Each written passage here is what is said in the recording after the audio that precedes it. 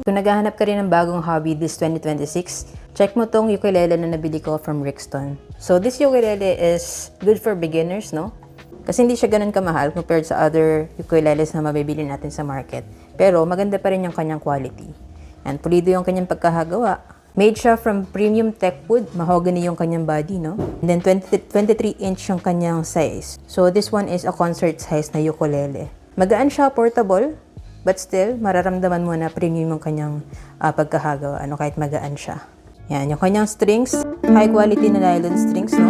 Madali lang din i-adjust and then madali lang din palitan based on reviews. Tapos, hindi rin siya masakit sa daliri, lalo na pag first time mo mag-aaral ng string instrument, no? Tapos, yung kanyang back is naka-arc siya. Van Gogh's arc yung tawag nila dito. Na maganda sa ganitong design is, mas fuller and deeper yung kanyang sound. Tapos, syempre, more space din para sa'yo. Kasi hindi siya diretso. If gusto mo maglagay ng strap, ayan, meron na siyang built-in na lagayan dyan. Bibili ka na lang ng strap mo.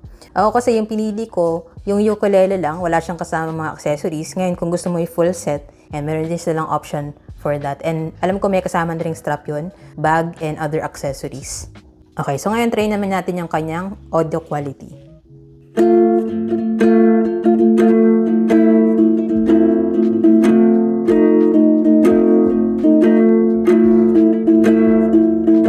So I'd say na itong ukulele na to is good for beginners, no? Kung gusto mo matuto mag-ukulele, pwedeng ito yung maging first ukulele mo.